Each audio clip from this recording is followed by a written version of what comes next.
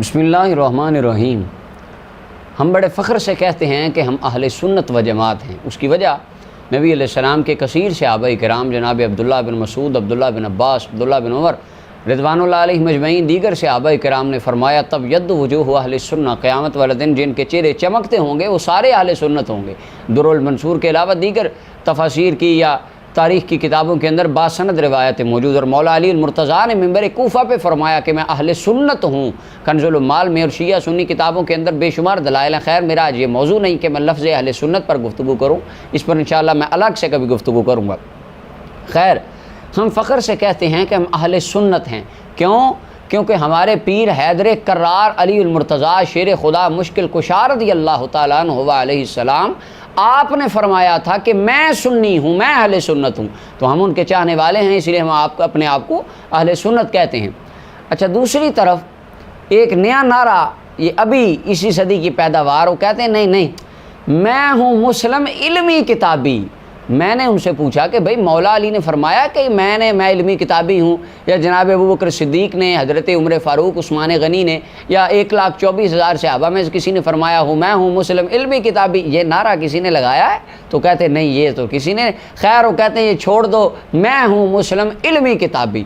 ان سے اگر پوچھیں کہ بھئی آپ کا یہ نعرہ کس اللہ کے ولی نے لگایا، کس صدی کی یہ نعرہ کس نے، کہ کوئی آپ کے امام نے لگایا؟ تو کہتے ہیں نہیں بس تم یہ بات ہی نہ کرو، میں ہوں مسلم علمی کتابی، بس وہ یہ نعرہ لگا دیتے ہیں، اگلے کی بات ہی نہیں سنتے۔ اچھا اب اللہ کے قرآن سے پوچھئے۔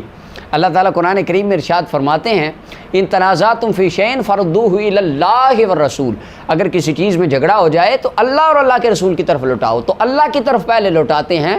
اللہ کا قرآن اس نعرے کے بارے میں کیا کہتا ہے کہ میں ہوں مسلم علمی کتابی؟ اب قرآن سے پوچھئے۔ اچھا آج کی یہ جو میں تفسیر بیان کروں گا نا، یہ آیات پڑھوں گا، یہ اس اصول کے تحت پڑھوں گا کہ جب یہ علمی کتابی بتوں والی آیات داتا صاحب پہ اور خواجہ صاحب پہ اور اللہ کے ولیوں پہ لگاتے ہیں تو ہم کہتے ہیں یہ تو یار بتوں والی آیات ہیں جو تم اللہ کے ولیوں پر پڑھ کے ان کی نفرت لوگوں کے دلوں میں ڈال کے اور اپنے اندر کے بغض کا تم اظہار کر رہے ہو، یہ تو بتوں والی آیتیں۔ تو کہتے ہیں اگر وہاں پر درباروں پہ تم جاؤ گے، شرک کرو گے تو بتوں والی آیتیں ہم تم پر لگائیں گے، اس کا اطلاق تم پر بھی ہوگا۔ اب میں کہتا ہوں اب ان آیات کا اطلاق تم پر بھی ہوگا کیونکہ اصول تمہارا ہے۔ میں ہوں مسلم علمی کتابی، قرآن کیا کہتا ہے؟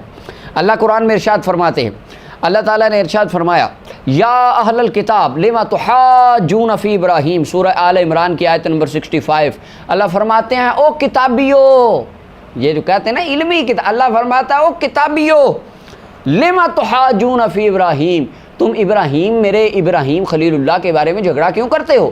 اس وقت کے جو علمی کتابی تھے نا وہ رب کے نبی ابراہیم پر اعتراض کرتے تھے، اور آج کے جو علمی کتابی جیلم کے کارخانے سے پیدا ہوئے وہ اللہ کے نبی امام الانبیاء حبیب اللہ پہ اعتراض کرتے ہیں، کہتے نہیں نبی پاک کو علم غیب تمہیں کسی نے کہا کوئی نہیں تھا، کوئی یہ شان نہیں ہے سرکار کی، وہ بس بخاری جو لکھا ہے وہ ہے اور کوئی کسی نبی کی شان نہیں۔ اب وہ نبی علیہ السلام کے بارے میں اس طرح کی باتیں کرتے ہیں، یہ ہے کتابی علمی کتابی۔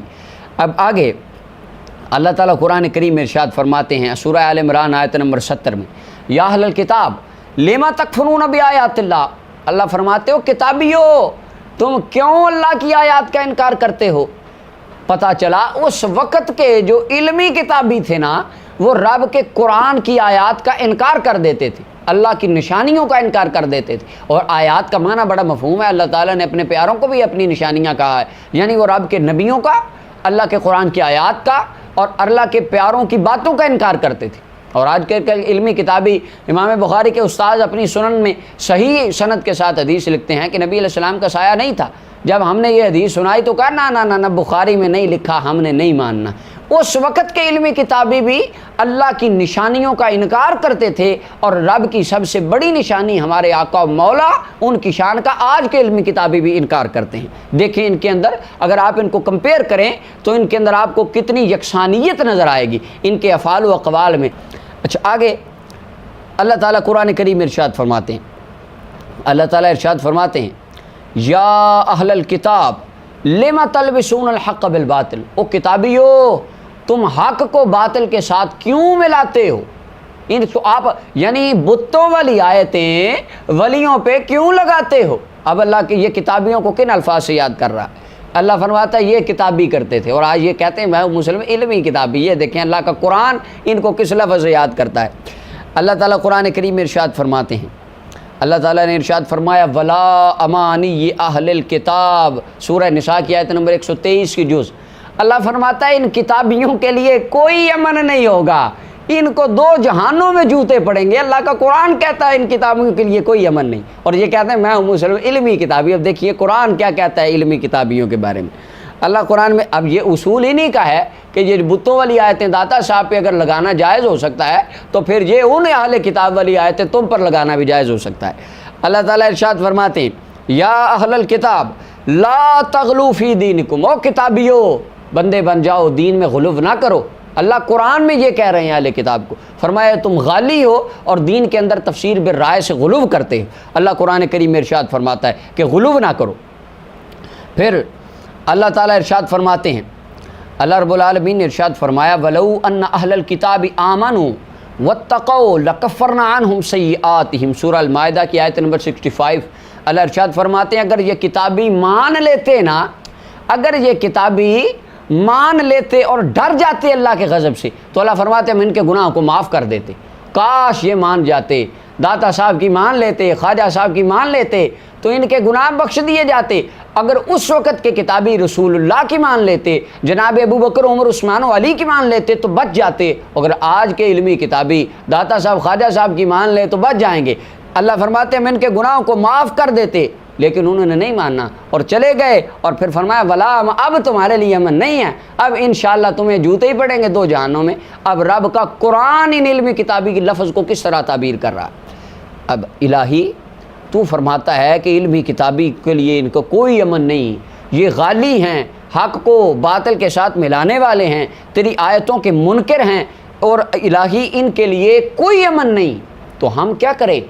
یہ تو کہتے ہیں میں ہوں مسلم علمی کتابی، تو یا اللہ یہ ان کو تو جوتے پڑیں گے، اب ہم کن کے پاس جائیں؟ تو اللہ ارشاد فرماتے فَاسْأَلُوا أَهْلَ الذِّكْرِ إِن كُنتُمْ لَا تَعْلَمُونَ، ان علمی کتابیوں کا حال تو دو جہانوں میں برا ہوگا، تم اہل ذکر کے پاس جایا کرو، تم داتا علی حجویری کے مزار پہ جایا کرو، خواجہ معین الدین چشتی اجمیری کے پاس جایا کرو، مجدد الفسانی شیر ربانی کے پاس جایا کرو۔ ان الا ان اولیاء اللہ لا خوف علیہم ولا هم یحزنون، ان کو کوئی خوف نہیں، کوئی غم نہیں، اور علمی کتابی لا امانی اہل الکتاب، ان کے لیے امن نہیں اور ان کو لیے کوئی خوف نہیں، یہ دو جہانوں میں خوش، یہ دو جہانوں میں غم زدہ، ان پر دو جہانوں میں رحمت، ان پر دو جہانوں میں غضب۔